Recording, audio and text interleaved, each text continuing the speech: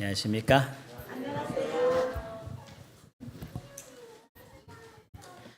친구 따라 어디 간다고 얘기하죠? 네.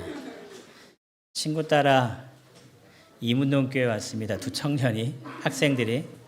의관이 친구인데요.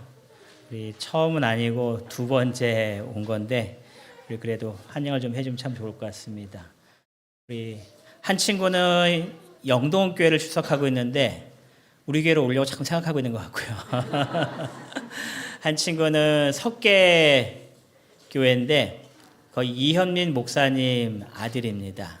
제가 아들 이름은 정확하게 기억이 잘 안 나는데 그 목사님은 제가 대학 다닐 때부터 굉장히 아끼는 후배 목회자였기 때문에 아주 훌륭한 이렇게 목회를 하고 있는 그 목사님 자제 보입니다. 우리 두 명의 학생 일어나서 우리 반갑게 좀 환영하겠습니다. 환영합니다. 근데 의관이가 전도를 잘 하죠? 네.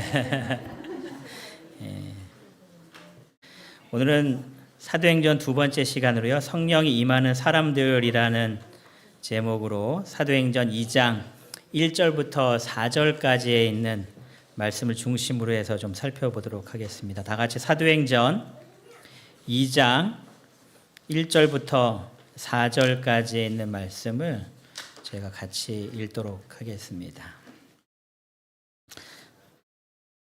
신약성경 사도행전 2장 1절부터 4절인데 제가 홀수절을 읽고 우리 성도님들께서 짝수절을 읽어주시겠습니다.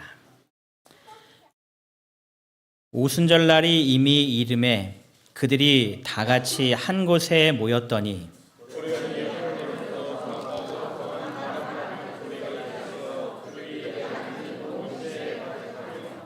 마치 불의 혀처럼 갈라지는 것들이 그들에게 보여 각 사람 위에 하나씩 임하여 있더니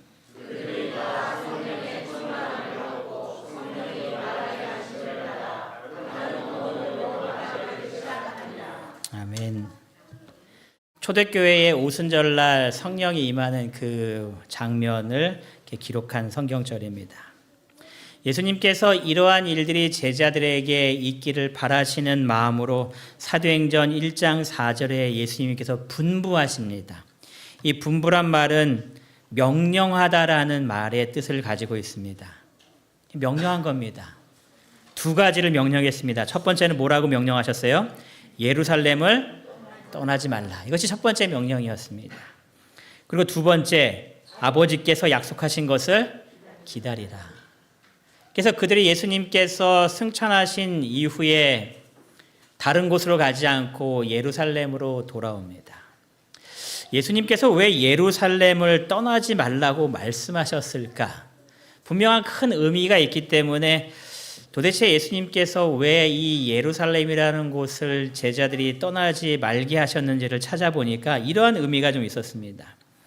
구약 성경에 보면 이스라엘의 절기가 7가지가 있습니다. 그 중에 4가지를 먼저 보시면은 유월절이 있고요. 그 다음에 무교절이 있고, 그 다음에 요제절이 있고, 그 다음에 이어지는 절기가 오순절이라는 절기입니다.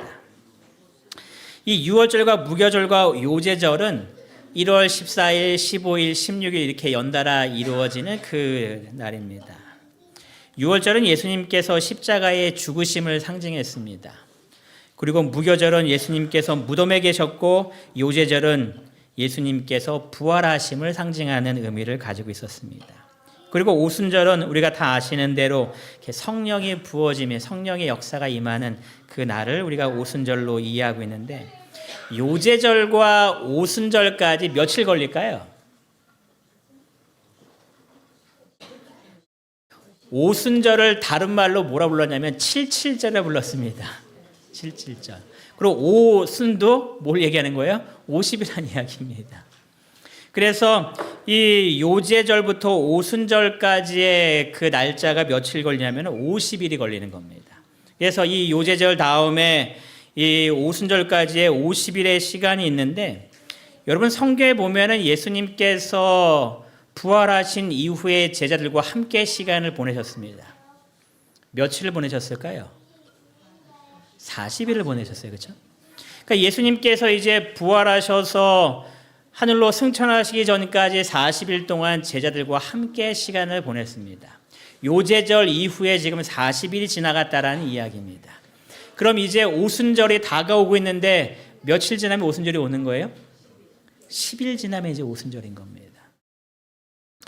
이스라엘 백성들에게는 절기를 지킬 때에 반드시 지켜야 할 것이 무엇이었냐면은 신명기 16장 16절에 이렇게 말씀하십니다. 너희 중 모든 남자는 1년에 3차 3번 곧 무교절과 칠칠절과 초막절에 내 하나님 여호와의 택하신 곳에서 여호와께 보이되 공수로 여호와께 보이지 말라라고 말씀하셔서 모든 남자들은 1년에 3번 되면 다 어디로 모이는 거예요? 예루살렘으로 모이는 겁니다.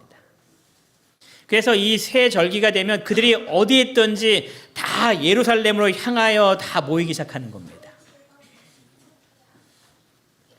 그런데 이제 이들이 예루살렘으로 다 모일 오순절이 며칠 남은 거예요?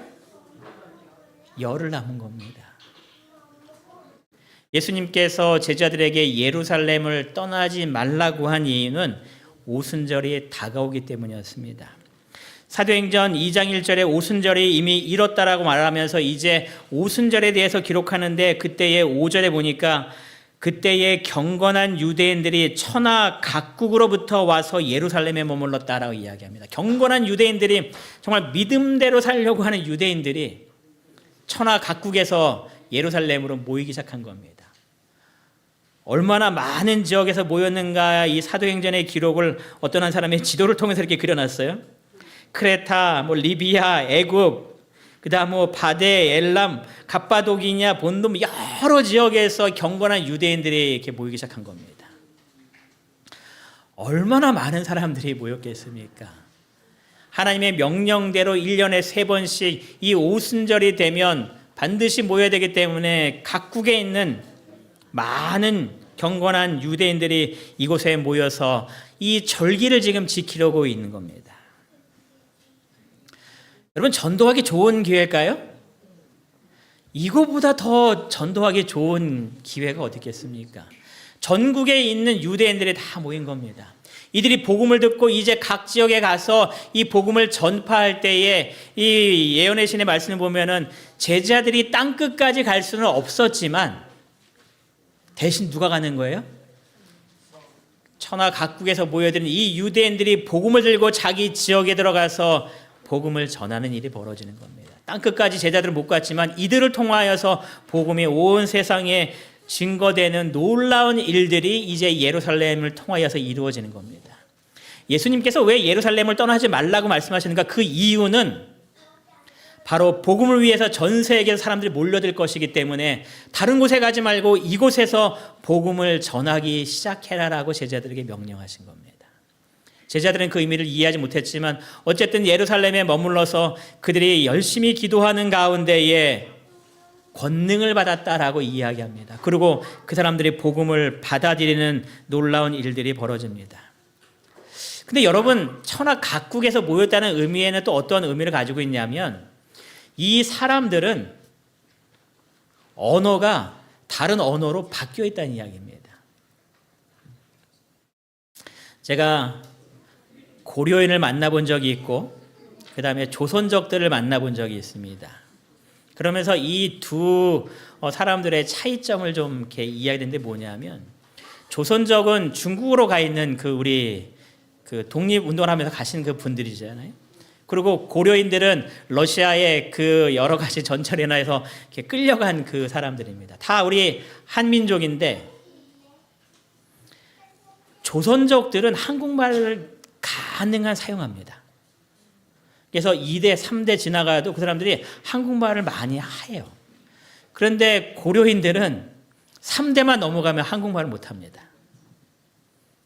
그래서 러시아에서 이제 선교사를 있을 때에 그들을 만나면 벌써 3세만 넘어가도 이 친구들이 한국말을 잘 못하기 때문에 통역을 통해서 이제 이 사람들과 만남을 갖고 이제 전도하고 이제 그런 일들을 했습니다.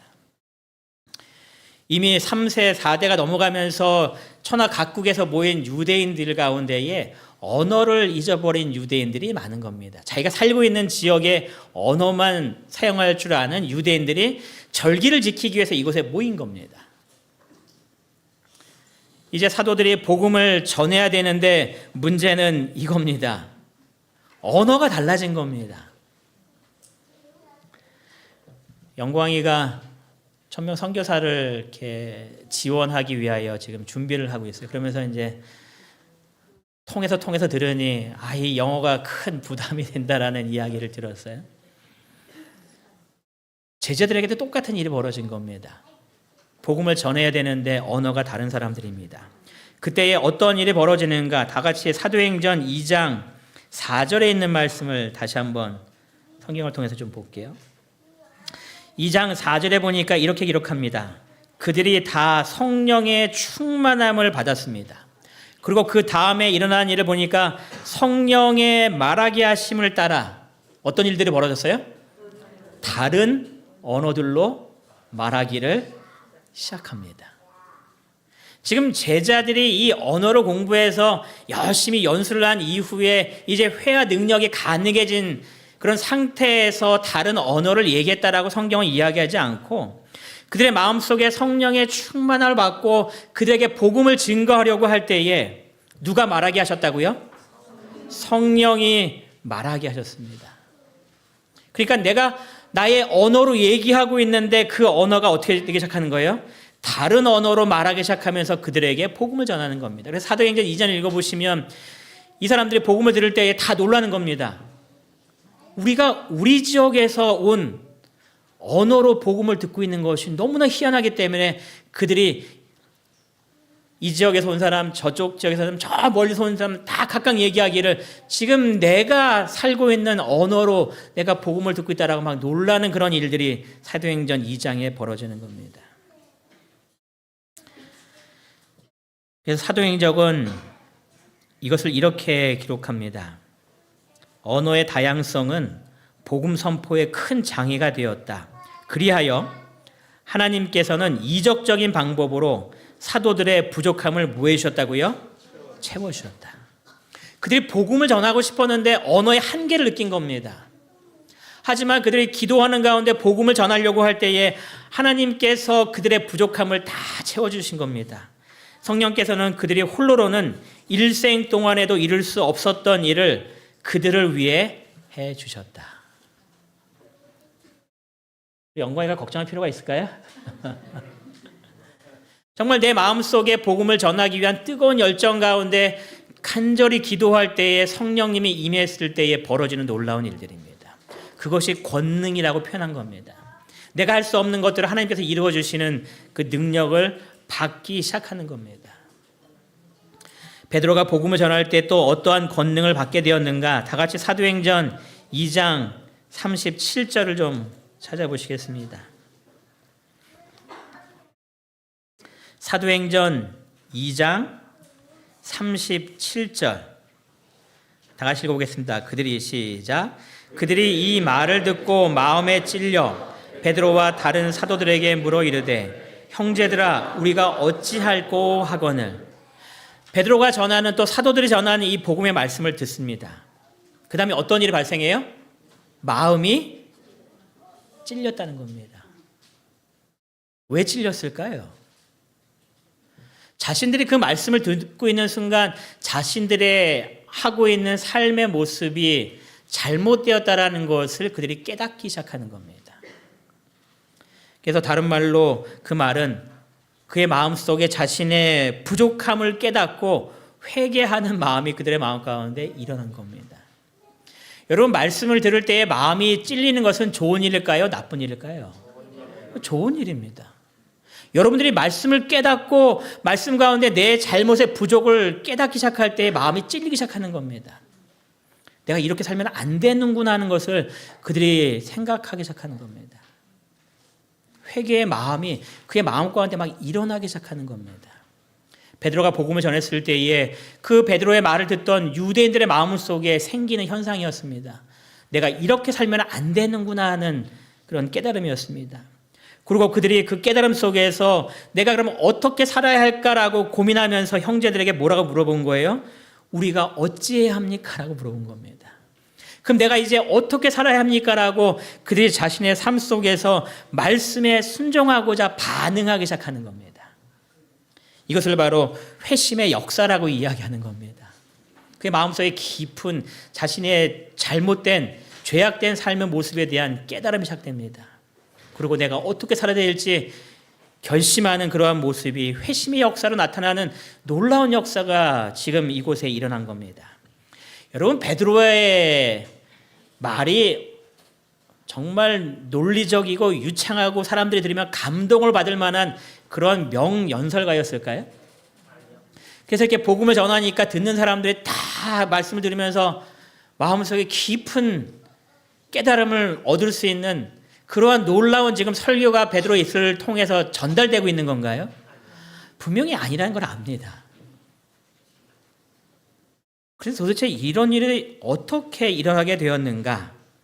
사도행적 45페이지 이렇게 설명합니다. 비록 분명하고 설득력이 있다 해도 사도들의 논증만으로는 그 많은 증거를 거절하던 편견들을 제거하지 못했을 것이다. 그러나 성령은 하나님의 능력으로 그 논증들이 심금을 울리게 하셨다. 베드로의 이야기를 들은 다음에 사람들의 마음속에 깊은 감동이 일어나기 시작한 것은 자신의 삶 속에 이것은 아니구나라고 깨닫게 된 것은 누구의 능력이었다고 기록하는 거예요? 하나님의 능력이 임한 겁니다. 성령 하나님을 통하여서 그들의 마음속에 깨닫기 시작하는 놀라운 역사가 일어난 겁니다.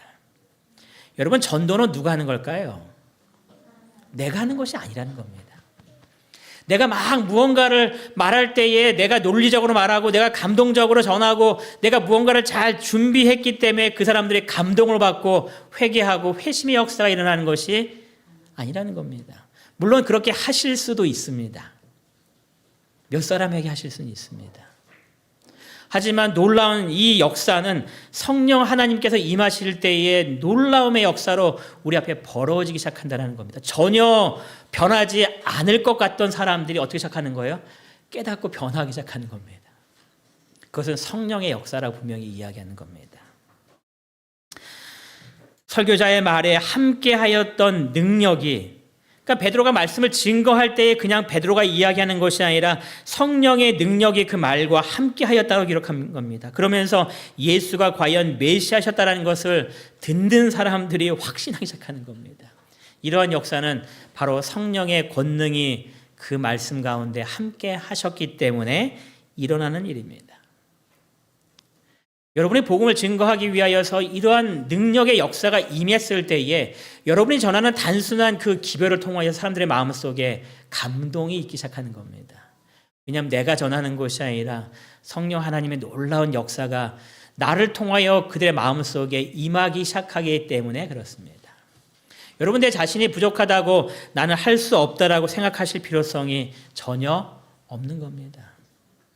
김부영 집사님이 연세가 있으시지만 그가 정말 마음속으로 이런 제자들과 같이 성령의 역사를 통하여서 복음을 전할 때에 옆 사람에게 우리 같이 교회 가자, 예수님 믿으면 참 행복해라는 그 한마디가 그의 마음속에 깊은 감동으로 올 수 있다는 이야기예요.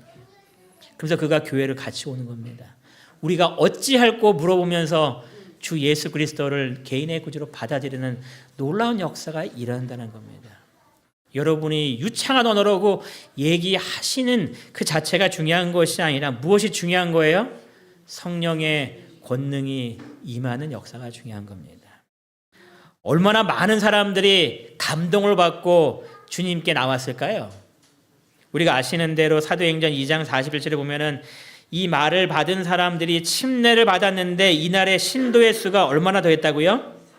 3,000이나 더하더라. 여러분, 이 감동의 역사가 우리 교회에 일어나게 되기를 간절히 바랍니다. 여러분들이 전하는 귀한 이 복음이 많은 사람들의 마음속에 감동을 주고 그 사람들이 교회로 오기 시작하는 겁니다.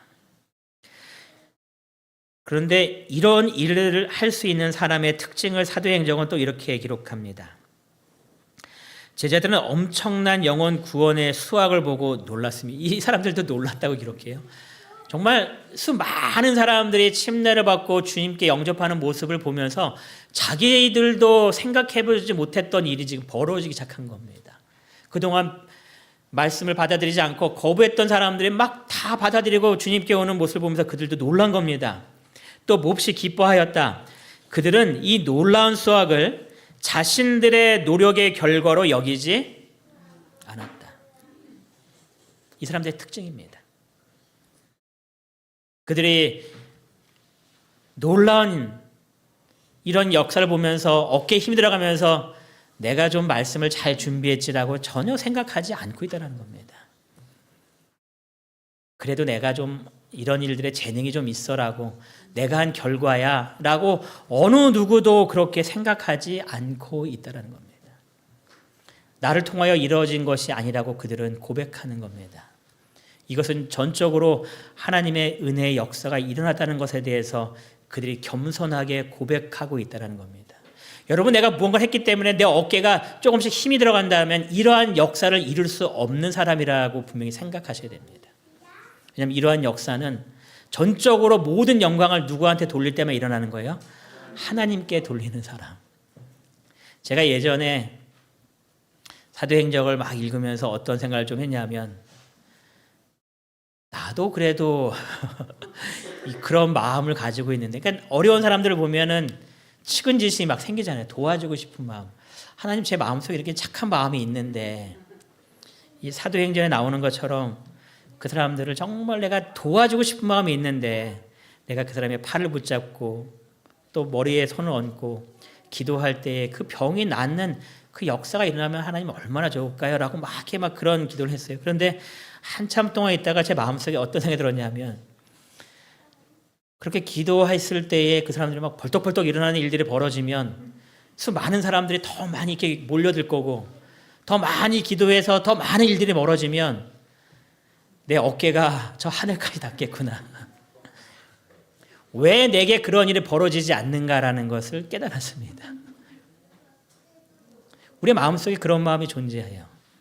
무언가 놀라운 역사가 벌어질 때에 나를 통해서 무언가 이루어지니 내가 좀 대단한 사람인 것 같은 그런 생각들. 근데 제자들은 절대로 그런 생각을 하지 않았다는 겁니다. 자신들의 노력의 결과로 결코 여기지 않았습니다. 그래서 그 모든 것들을 내가 했어라고 한마디도 하지 않았다는 이야기입니다. 그들은 철저하게 겸손하게 하나님의 은혜요, 하나님께서 이루셨다는 것을 고백하고 하나님께만 영광 돌리는 그런 사람이었다는 겁니다.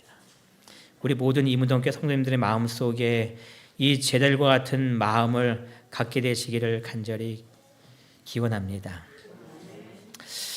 여러분, 제자들이 이제 예수님께서 말씀하신 대로 기다리고 있었습니다. 제자들은 오순절날 이런 성령이 내릴 것을 기대하지는 못했었습니다. 단순히 예수님께서 기다리라고 말씀하셨기 때문에 예루살렘에 머물러 기다리고 있었습니다. 어떻게 기다리고 있었을까요? 그 시간들을 어떻게 보냈을까요? 첫 번째, 누가복음 24장 53절입니다. 다 같이 누가복음 24장 53절에 있는 말씀인데 먼저 찾으신 분께서 읽어 주시기 바랍니다.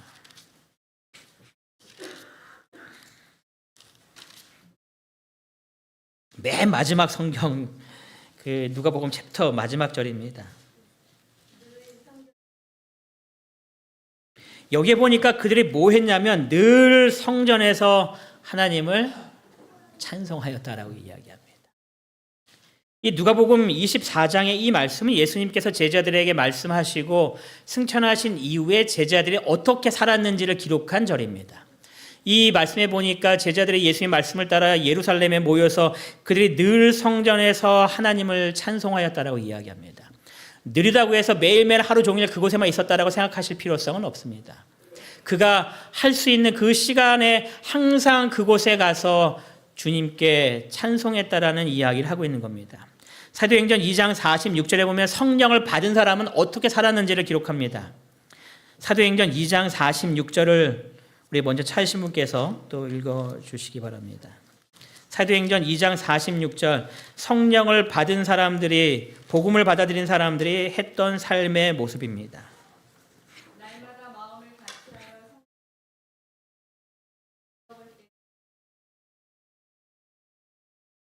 여기 보니까 두 가지의 공통점이 등장합니다. 성령을 받기 위하여 준비하던 사람도 뭐 했어요? 늘 성전에 모였습니다. 또 성령을 받은 사람들의 삶 속에 나타난 모습을 보니까 그들도 뭐 하고 있어요?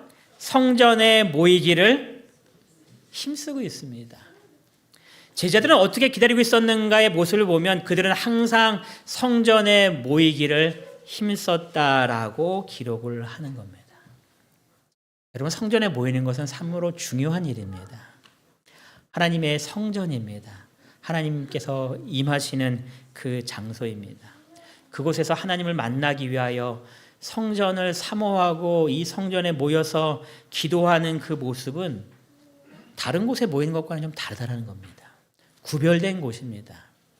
그래서 주님께서는 또 주님의 제자들은 또 성령을 받은 사람들을 성전에 모이기를 항상 힘썼다라고 기록하는 겁니다.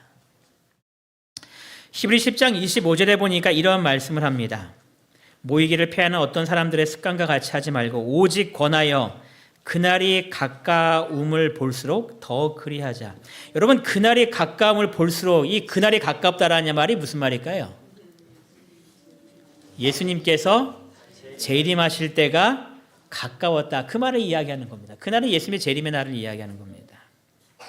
그날의 가까움을 본다면 이렇게 얘기하는 겁니다. 여러분, 그날이 가까움을 보고 계시나요? 우리가 분명히 보죠. 요즘 우리 주변에 일어나는 여러 가지 사건들을 볼 때에 그날이 가깝지 않았다라고 말할 수 있는 사람은 없습니다. 세상 사람들도 이야기합니다. 정상적인 지금 상황이 아니라고 이야기합니다. 한순간에 모든 것들이 두렵게 변할 만한 그런 마지막 말세의 징조라고 이야기합니다. 여러분들이 여러 가지 것들을 통하여 그날의 가까움을 보고 계십니다. 그러면 그 다음에 뭐 하라고 말씀하고 계세요? 더욱 그리하자. 그 말씀이 뭔가요? 성전에 모이기를 힘쓰자라는 이야기입니다. 제가 이 말씀을 보면서 어떤 생각이 좀 들었냐면, 참 죄송합니다만 그날이 가까움을 보고 있는데 우리는 과연 더욱 그리하고 있는가? 여러분의 모습은 어떤 것 같습니까? 더욱 그리하고 계십니까? 아니면 그리 아니하고 계십니까? 시간이 지나갈수록 느끼는 것은 예배 시간에 교인들이 줄고 있다는 겁니다. 여러분, 화요일 날 한번 교회 나오셔서 보시기 바라요. 금요일 날 와서 한번 보시기 바랍니다. 모이기를 힘써야 할 때임에도 불구하고 모이기를 힘쓰지 않고 있는 우리 자신들의 모습을 보게 됩니다. 물론 여러분들 인터넷으로 보고 있는데요. 여러분, 그것이 정말 여러분들의 삶 속에 믿음으로 연결시키는 방법이라면 그렇게 하셔도 되지만 90% 이상은 다들 공통적으로 이야기합니다. 인터넷으로, 핸드폰으로, TV로 예배 드리는 거, 예배를 보는 것이지 예배 드리는 것은 아닌 것 같다. 이것은 우리 교회의 얘기가 아니라 일반적으로 말하는 장로교, 감리교 이런 분들의 통계입니다. 여러분, 그날이 가까이 om을 보고 계신다면 성전에 모이기를 힘쓰시는 그런 신앙으로 살게 되시기를 바랍니다. 화요일 날을 그리워하시고 금요일 날 모이기를 힘쓰시고 저녁 예배를 통하여 주님과 더욱더 깊은 관계를 맺는 그런 삶들을 통하여서 제자들처럼 그날을 기다리는 우리 모두가 되시기를 간절히 바랍니다.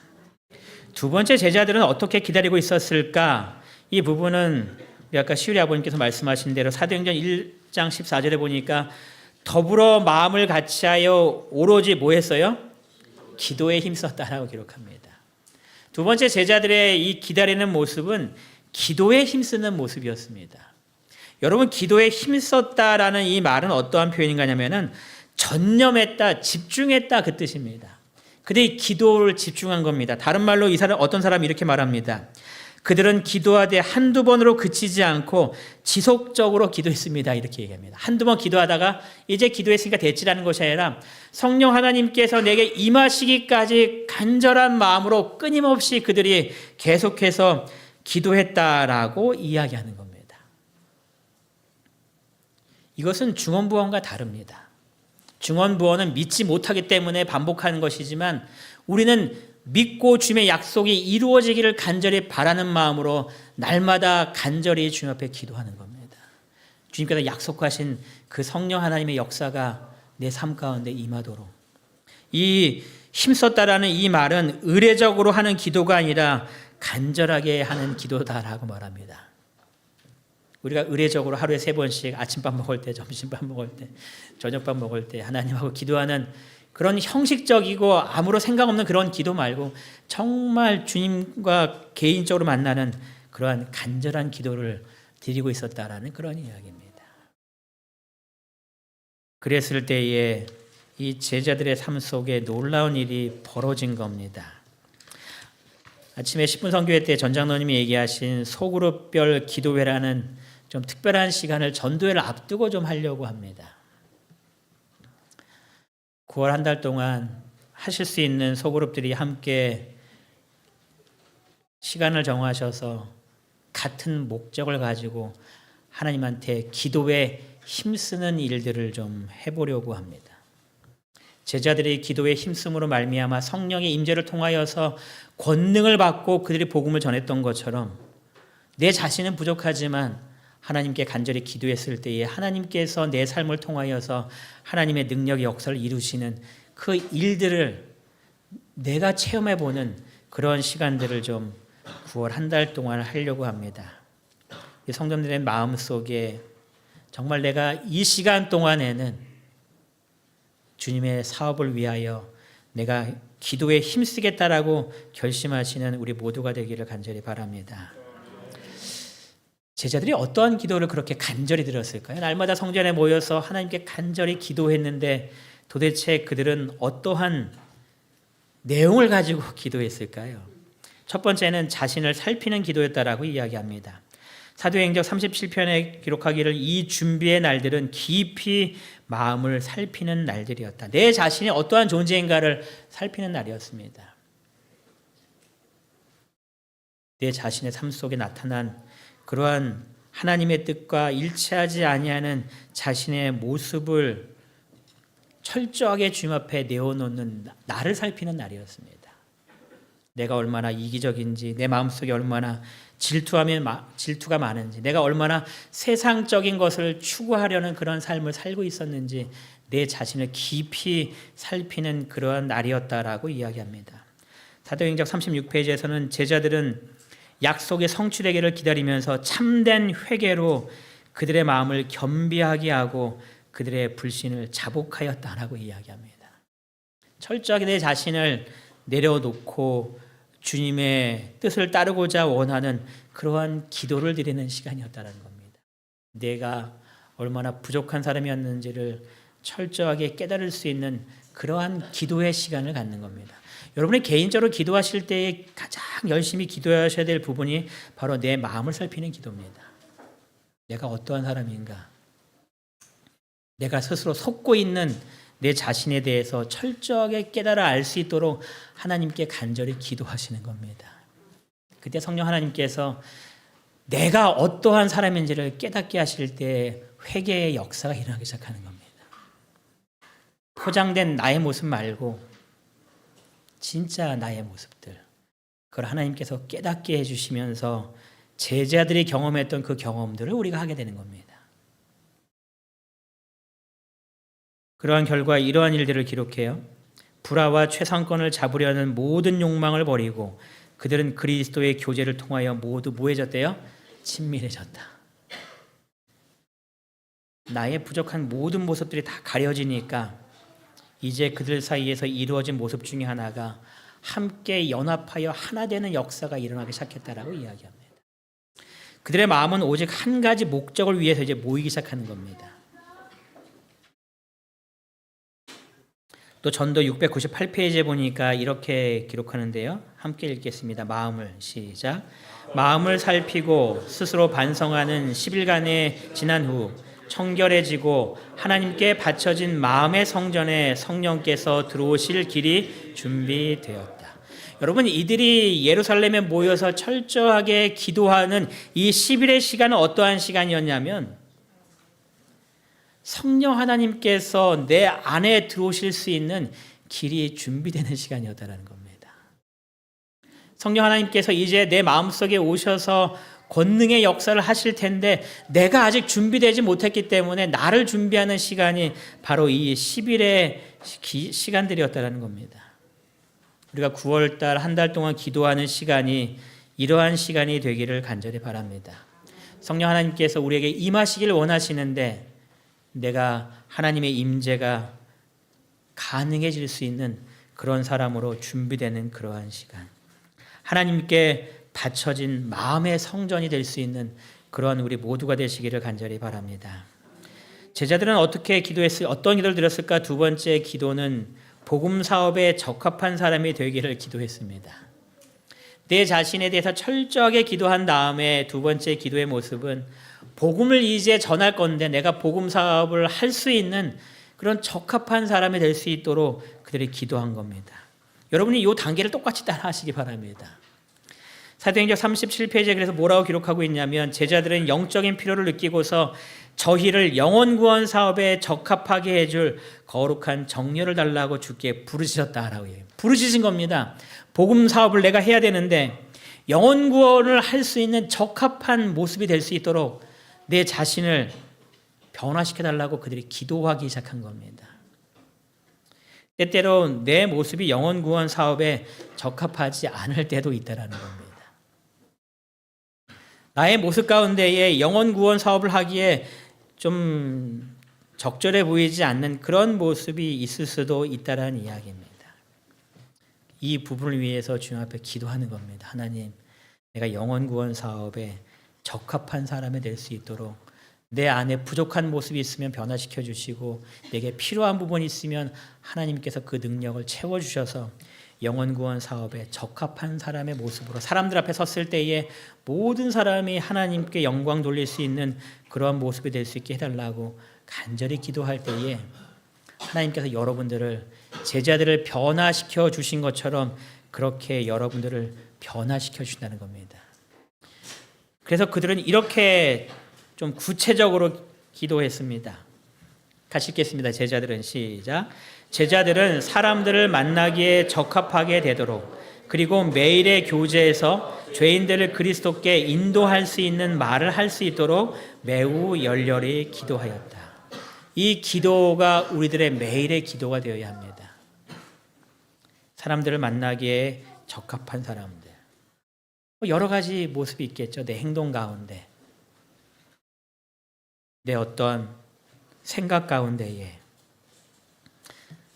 적합한 그러한 모습들, 또 내 언어 가운데에 그리스도께 인도할 수 있는 말을 할 수 있는 한 사람이 재밌는 좀 그림과 글을 적어놨어요. 그래서 좀 가져갔는데요. 말 한마디로 천냥 빚질래 아니면 천냥 갚을래. 이게 속담에서 나온 거죠. 말 한마디로 뭐래요? 천냥빚을 갚는다. 이제 그 말 때문에 이제 요거를 또 반대로 적용시킨 겁니다. 천냥빚을 갚을래, 천냥빚을. 왜냐하면 어떤 사람은 천냥빚을 갚는 말을 하는데 어떤 사람들은 천냥빚을 지는 그 말을 하거든요. 여러분은 어떠한 말 한마디를 하고 계신가요? 우리가 때때로 말 때문에 사람에게 상처 주는 일을 하실 때가 있습니다. 그래서 기도했다는 겁니다. 그리스도께 인도할 수 있는 적절한 말을 하게 해달라고.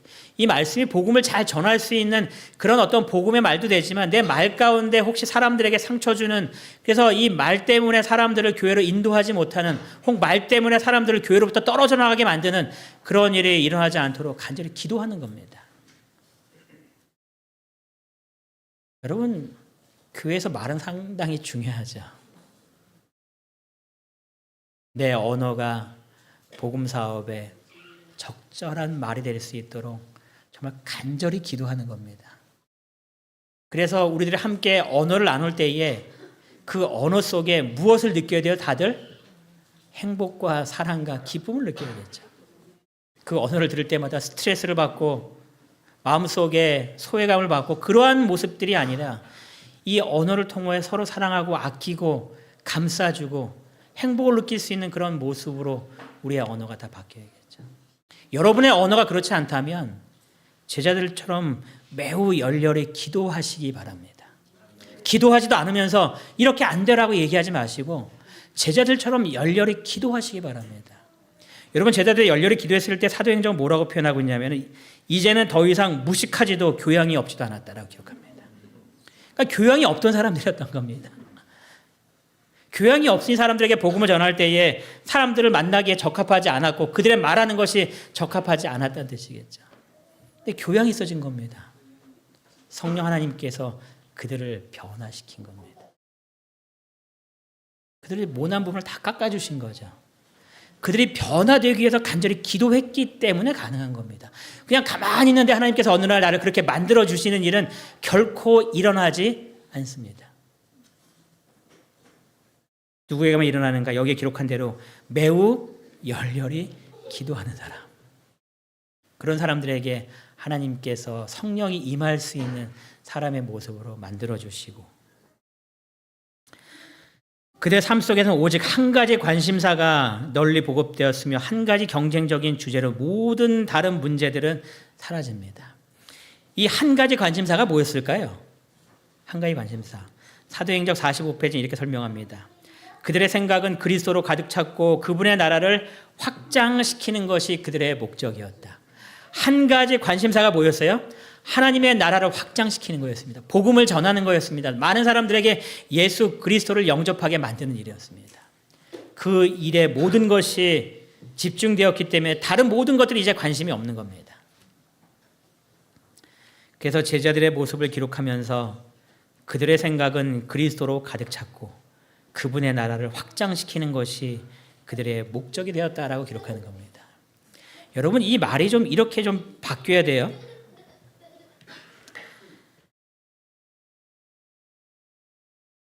이렇게 얘기하면 좀 신뢰가 아닐지 모르겠는데 백운석의 생각은 그리스도로 가득 찼고 그분의 마음을 그분의 나라를 확장시키는 것이 백운석의 목적이 되었다.